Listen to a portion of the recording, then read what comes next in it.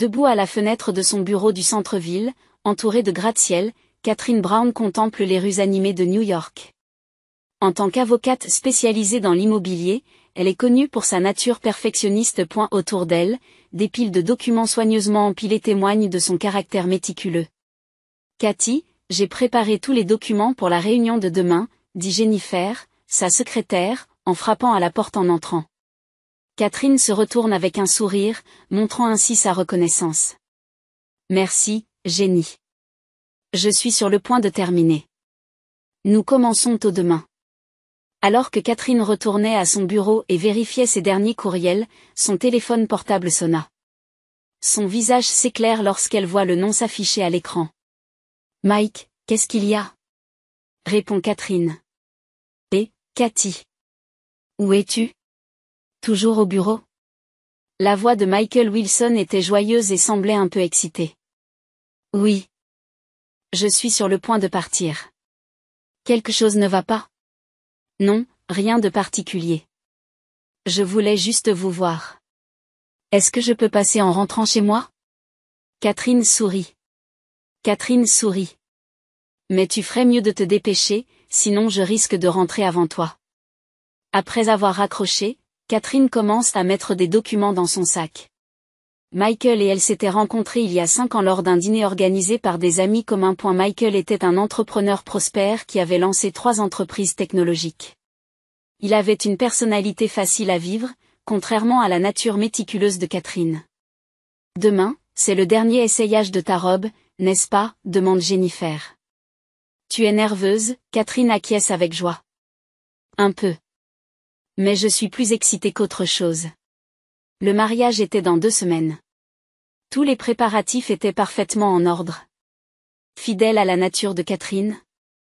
Chaque détail de la cérémonie avait été soigneusement planifié. Michael, quant à lui, ne s'intéressait guère à ces détails, se contentant de dire « Tout ce que tu décideras me conviendra ». Lorsqu'elle arrive à son appartement, Catherine croise Michael au moment où elle sort de l'ascenseur. Il lui sourit, la prend dans ses bras et l'embrasse sur la joue. « Comment s'est passée ta journée ?» Catherine demande à Michael de hausser les épaules. Comme d'habitude. Réunion après réunion. Oh, et j'ai signé un nouveau contrat. Des détails? Eh bien, je ne l'ai pas vraiment lu attentivement, dit-il en riant. Honnêtement, vous. Catherine soupire, mais ne peut s'empêcher de sourire. Un de ces jours, tu vas te mettre dans le pétrin. Ne pas lire correctement les documents importants. C'est bon, c'est bon. J'ai un bon instinct, répondit Michael avec insouciance. Quoi qu'il en soit, qu'allons-nous manger pour le dîner? Alors qu'il commençait à cuisiner. Le téléphone de Catherine sonna. Lorsqu'elle vit le nom d'Elisabeth sur l'écran, elle hésita avant d'attraper le téléphone.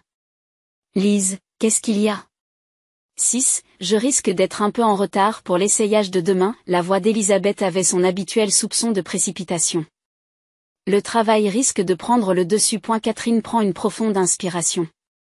La personnalité d'Elisabeth est à l'opposé de celle de sa sœur.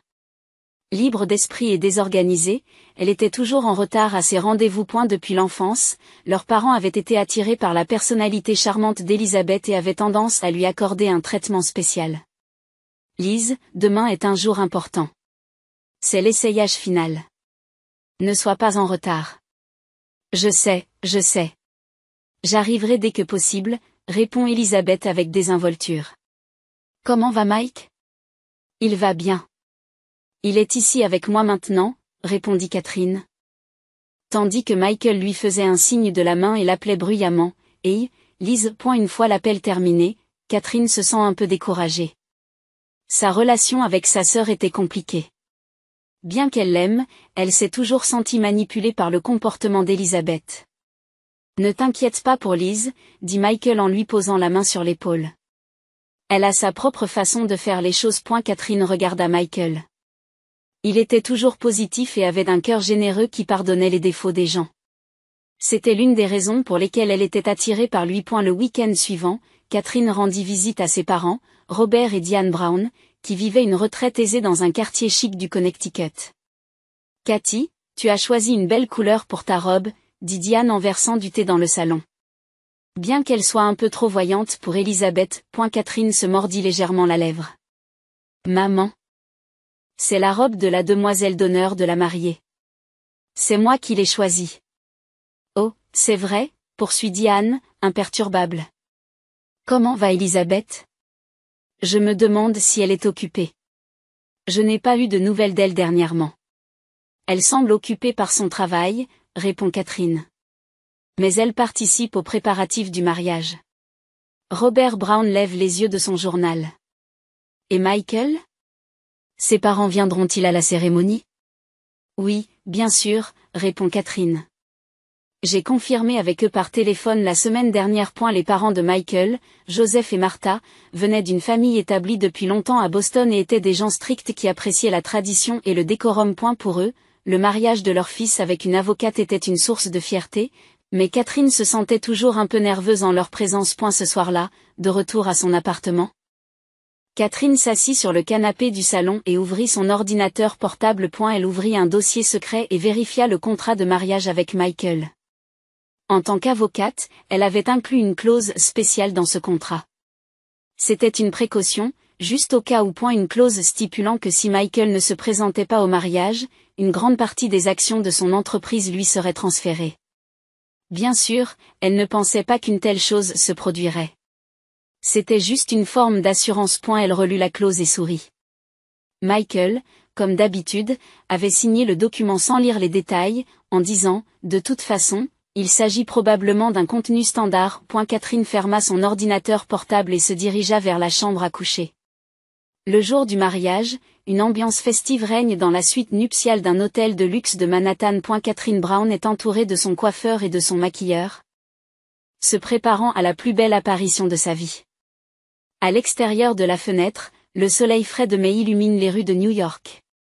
Un peu plus à droite. Oui, c'est parfait, dit la coiffeuse en fixant le dernier ornement floral de la coiffure de Catherine. Catherine regarde son reflet dans le miroir et respire profondément. Après une longue période de préparation, le jour était enfin arrivé. Elisabeth est-elle arrivée? Catherine demande à son amie et accompagnatrice, Jennifer. Pas encore. Mais ne t'inquiète pas, elle ne devrait pas tarder à arriver, dit Jennifer d'un ton encourageant. Au fur et à mesure que l'horloge se rapprochait de l'heure prévue, la tension dans la pièce augmentait progressivement. Un membre du personnel de l'hôtel frappe à la porte. Madame Brown, je dois vous parler de quelque chose. Catherine se dirige vers la porte, l'air inquiet. De quoi s'agit-il? Je suis désolée, mais il semble que Monsieur Wilson, le marié, ne soit pas encore arrivé. La cérémonie a lieu dans 30 minutes, mais, Catherine fronce les sourcils. Michael n'est pas encore arrivé? C'est étrange. Il appellerait certainement si quelque chose n'allait pas. Elle prit rapidement son téléphone et composa le numéro de Michael. Alors que la sonnerie retentissait, la pièce devint silencieuse. Le cœur de Catherine s'emballe. Peut-être qu'il a été pris dans un embouteillage, dit Jennifer gentiment, mais l'anxiété de Catherine ne fait que croître. Après la 5e sonnerie, le téléphone se connecte enfin. Et, Cathy. Qu'est-ce qu'il y a? La voix joyeuse de Michael résonnait avec les bruits de fond. On entendait de la musique entraînante et des rires. Catherine reste momentanément sans voix. Michael, où es-tu? Tout le monde attend. La cérémonie est sur le point de commencer. Après un bref silence, Michael répondit d'un ton léger, oh, à ce propos. En fait, je suis à Hawaï en ce moment même. Catherine n'en croit pas ses oreilles. Catherine n'en croit pas ses oreilles. Qu'est-ce que tu racontes? C'est une blague? Ce n'est pas une blague, Cathy, dit Michael d'un ton froid. Je suis ici avec ta sœur Lise. Il y a eu une pause, puis Michael a continué, tes parents sont là aussi. Nous sommes tous en train de faire une petite fête. Catherine s'effondra presque sur une chaise voisine. Qu'est-ce que tu racontes? Tu comprends ce que ça veut dire? Il y a tellement de gens qui attendent. Je sais, Cathy. Mais j'ai réalisé que je ne pouvais pas t'épouser. Lise et moi, nous nous sommes trouvés. De l'autre côté de la ligne, Catherine pouvait entendre le rire d'Elisabeth. Son visage se vide de son sang. Passe-moi papa et maman, dit Catherine d'une voix tremblante. Bien sûr, répondit Michael, et elle entendit passer le téléphone. Cathy. C'était la voix de Diane Brown. Maman, de quoi s'agit-il? La voix de Catherine était presque un cri. Cathy, calme-toi. La voix de Diane était étrangement froide. Parfois, la vie prend des tournures inattendues. Michael et Elizabeth ont l'air si heureux ensemble. Tu peux sûrement comprendre? Elizabeth est mieux adaptée à Michael. Catherine est restée sans voix. Même ses parents l'avaient trahi. Papa, demande-t-elle d'une voix rauque. Il est là, mais il ne peut pas répondre au téléphone pour l'instant. Il s'amuse beaucoup. En arrière-plan, le rire de Robert Brown se mêle à d'autres voix. Catherine ferme les yeux et respire profondément. Le téléphone revient à Michael. Cathy, écoute, dit Michael d'une voix de plus en plus douce. Oublions le mariage. Faisons comme s'il n'avait jamais eu lieu. Nous célébrons un nouveau départ. Après un bref silence, Catherine entend la voix d'Elizabeth. Je suis désolée, ma sœur, mais nous nous aimons vraiment.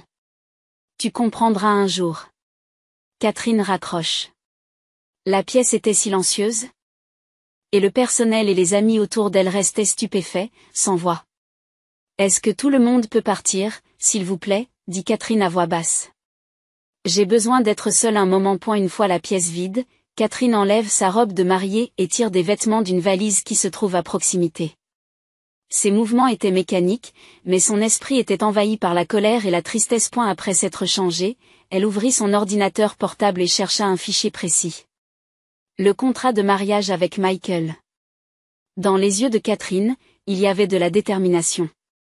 Appelez Alex, dit-elle à Jennifer. Il est temps d'activer ce contrat. La voix de Catherine avait retrouvé son calme. L'esprit de son avocate fonctionne à nouveau. Il n'y avait plus de larmes sur son visage. Seulement une détermination glaciale. 3 jours après le mariage, le bureau de Catherine est sous tension. Le soleil matinal traverse les fenêtres de l'immeuble, illuminant le document étalé sur la table en verre. Catherine est vêtue d'un tailleur noir de jais, ses longs cheveux bien tirés en arrière. Ses yeux ne montrent plus de tristesse, mais seulement de la détermination et un calcul froid. Et la situation boursière de Michael est la suivante. Alex Donovan montre un document. C'est un ami de la faculté de droit de Catherine et un spécialiste du droit des sociétés. Selon l'accord prénuptial, en cas d'échec du mariage, 40% des actions de son entreprise principale vous seront transférées. Cette clause est tout à fait valable. Catherine acquiesce tranquillement en examinant les documents. Quand pouvons-nous convoquer le conseil d'administration?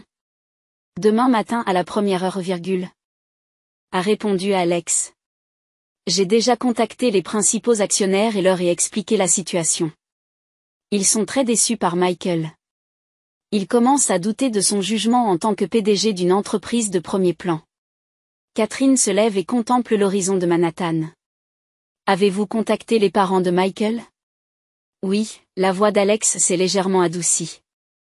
Ils sont furieux, surtout à cause de l'acte malhonnête de leur fils et de la honte sociale qu'il a apporté à la famille.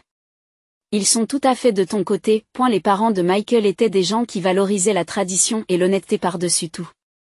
La trahison de leur fils envers sa fiancée, pire encore, sa disparition le jour du mariage, contredisent directement leurs valeurs.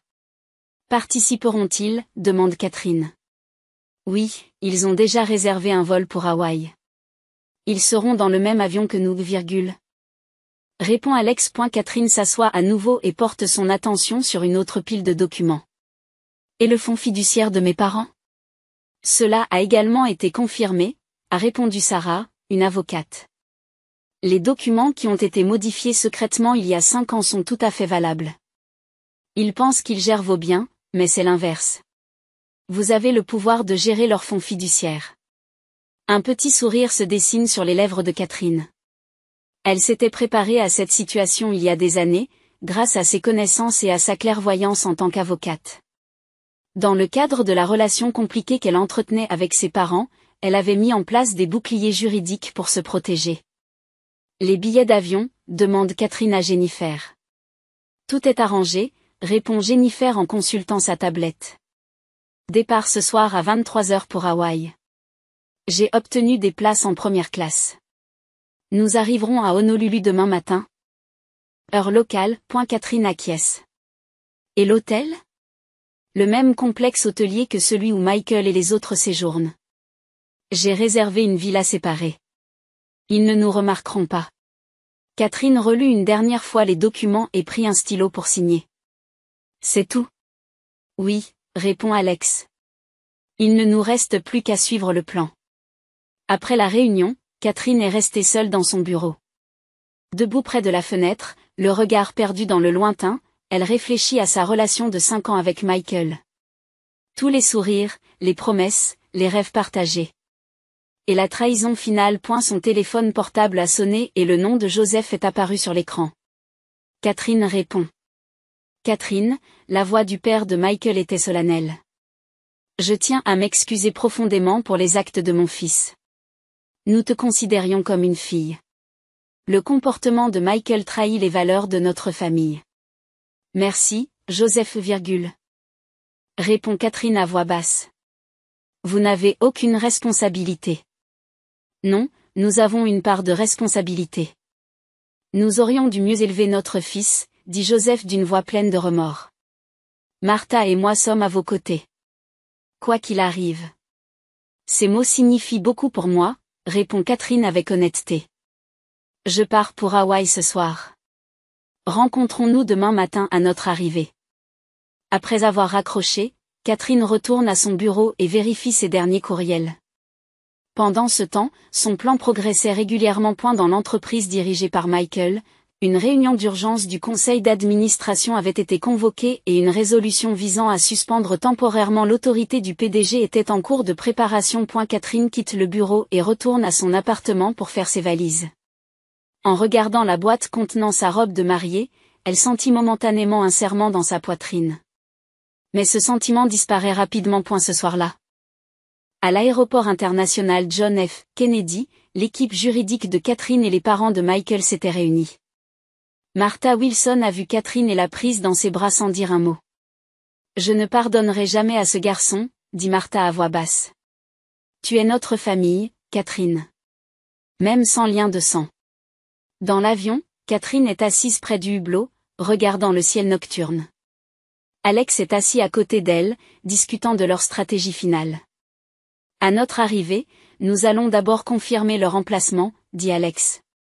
Puis nous les affronterons au moment le plus opportun. Catherine acquiesce. Je veux les prendre au moment où ils sont le plus déstabilisés. Je vais briser leur paradis. Alors qu'elle survolait le Pacifique, Catherine s'endormit enfin. C'était la première fois qu'elle dormait correctement depuis qu'elle avait appris la trahison.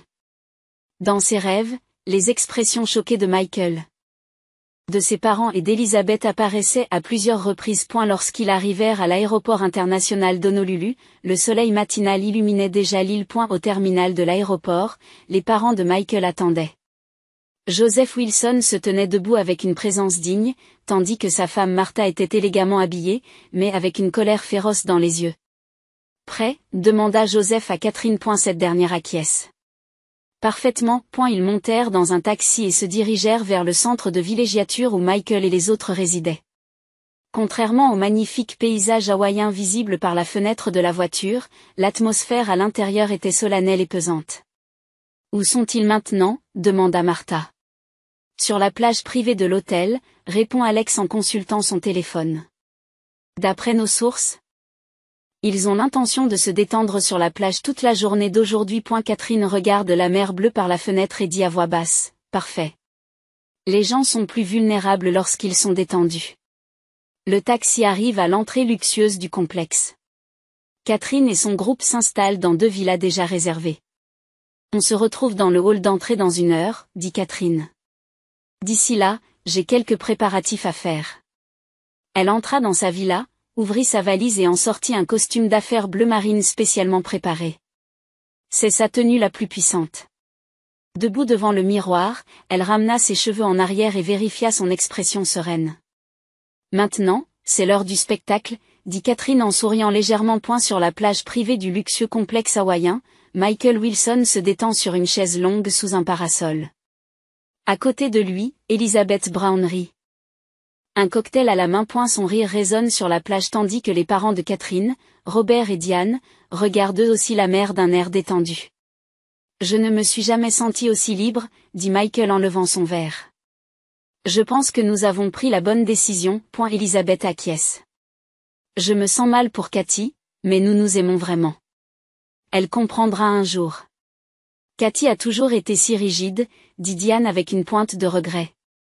Cette fille a du mal à trouver la joie. Toujours le travail, le travail. Ne vous inquiétez pas, dit Robert. Elle s'en remettra. Cathy est une fille forte. Ils trinquent tous les quatre avec élégance, profitant du soleil des tropiques. Derrière eux, le personnel de l'hôtel assure un service attentif. Au milieu de tout cela, un membre du personnel s'approcha de Michael. Monsieur Wilson, je suis désolé de vous déranger, mais un client important est arrivé dans le hall. Il demande à vous voir d'urgence. Michael fronce les sourcils. Moi? Qui est-ce? Je n'ai pas les détails, mais ils disent que c'est extrêmement important et lié aux affaires, a répondu poliment le membre du personnel. Le travail m'ayant poursuivi jusqu'à Hawaï, Michael montra une légère irritation, mais se leva. Tout le monde, je reviens tout de suite. Elisabeth a l'air préoccupée. Dois-je venir avec vous? Non, je reviens bientôt.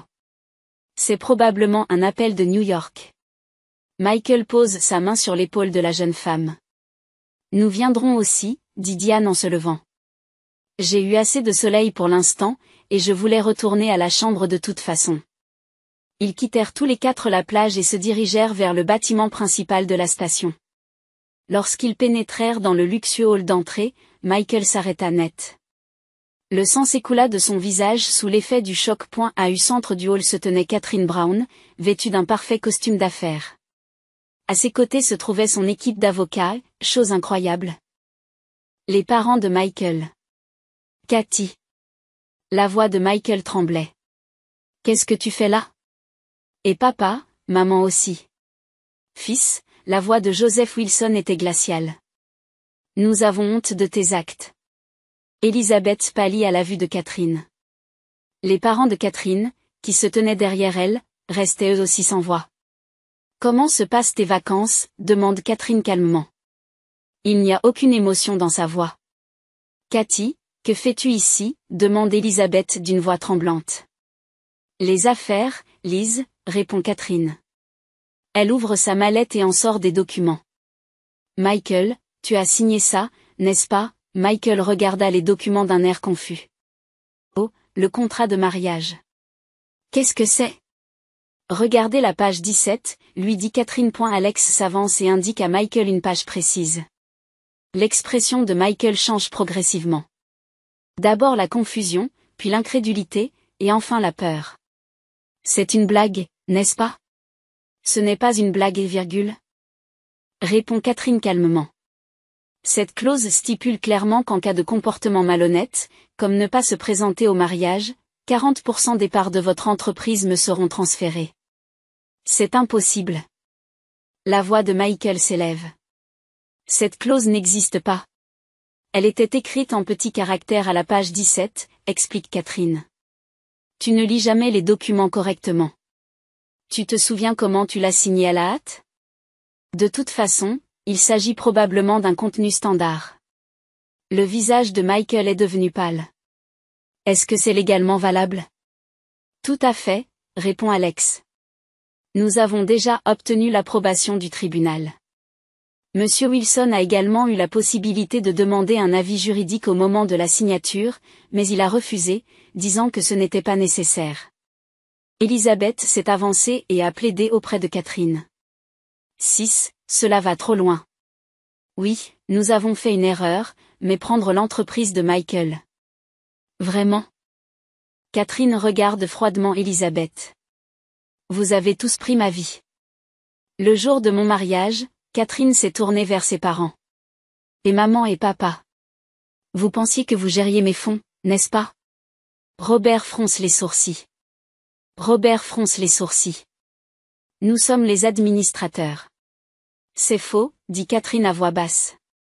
Il y a 5 ans, j'ai légalement transféré les droits de gestion à moi-même. Avec vos signatures. Quoi? Dit Anne hausse le ton. C'est impossible. Vous ne lisez pas les documents attentivement non plus, ricane Catherine. Tu te souviens des documents que j'ai apportés lorsque j'ai reçu mon diplôme de droit économique? Il s'agissait en fait de documents transférant les droits de gestion du fonds fiduciaire. Le hall est devenu silencieux. L'expression de Michael, d'Elisabeth et des parents de Catherine s'est transformée en désespoir. À quoi cela va-t-il servir? Demande Michael. Est-ce une vengeance? La justice est ... Répond Catherine. Tu m'as trahi. Tout le monde m'a trahi. Mais je ne suis pas le genre de femme qui se contente de pleurer et de laisser faire. Martha Wilson s'approche de Michael. Ton père et moi ne pouvons plus t'appeler notre fils. Catherine est la fille dont nous sommes fiers. Michael regarde sa mère, choqué. Maman, je n'ai plus rien à dire. Martha lui tourne le dos. Catherine tendit à Michael un dernier document. C'est votre lettre de démission. Un document dans lequel vous acceptez de renoncer à votre poste de PDG à partir de demain. Signez-la. Michael prit le stylo d'une main tremblante. Il n'a pas le choix. La trahison a un prix, dit Catherine à voix basse. Tu as essayé de ruiner ma vie, mais maintenant c'est à mon tour de changer la tienne. Elisabeth pleurait. 6, s'il te plaît, pardonne-nous. Catherine a jeté un bref coup d'œil à Elisabeth, puis s'est détournée sans un mot. Elle quitta le hall avec les parents de Michael. Michael. Elisabeth et ses parents restèrent là, stupéfaits. L'automne à New York était coloré. Alors que les arbres de Central Park deviennent rouges et jaunes, Catherine Brown regarde par la fenêtre de son nouveau bureau à Brooklyn. Un an s'est écoulé depuis ce jour. Catherine, tous les membres du conseil d'administration sont arrivés, annonce sa secrétaire.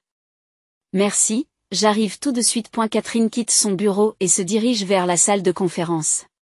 Elle était désormais l'actionnaire principal et la présidente du conseil d'administration de Wilson Innovation. Après le départ de Michael, elle avait conservé le nom de la société, mais avait remanié l'équipe de direction et défini une nouvelle orientation. Autour de la table de conférence se trouvaient des professionnels expérimentés du secteur, son équipe juridique, ainsi que Joseph et Martha Wilson. Après la trahison de leur fils. Les parents de Michael avaient vraiment accueilli Catherine comme une famille. Les résultats trimestriels sont excellents, déclare Joseph en regardant le rapport. Catherine, c'est grâce à ton leadership. Merci, Joseph, dit Catherine en souriant. Mais c'est une réussite d'équipe. Après la réunion, Martha s'est approchée d'elle. Vous viendrez dîner ce week-end, n'est-ce pas? Bien sûr, répondit Catherine. Je m'en réjouis d'avance. La relation qu'elle a nouée avec les parents de son ancien fiancé a été pour elle un bonheur inespéré. Il l'aimait et la soutenait comme une vraie fille. En retournant à son bureau, Catherine s'arrêta brièvement et remarqua un journal à la réception.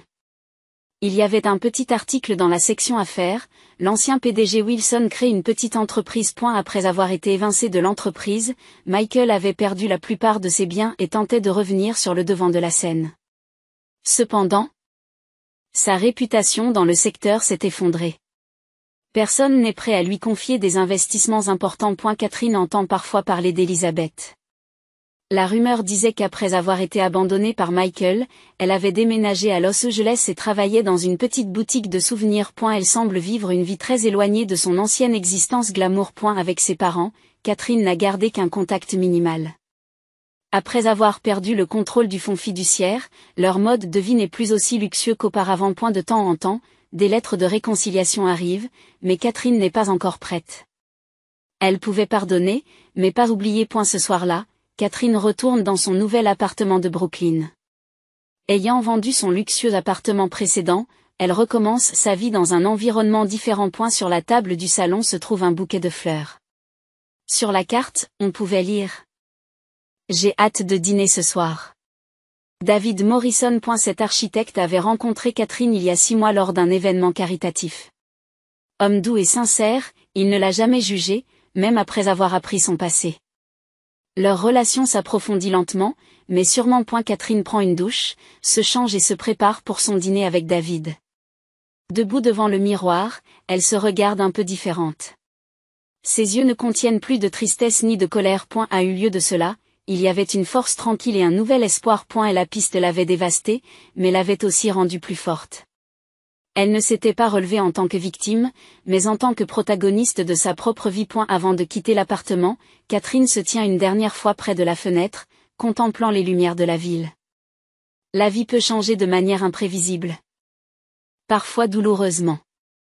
Mais ce que vous apprenez de cette douleur et la façon dont vous évoluez dépendent de vous. Elle a pris une grande inspiration et a fermé la porte. Un nouveau chapitre commençait.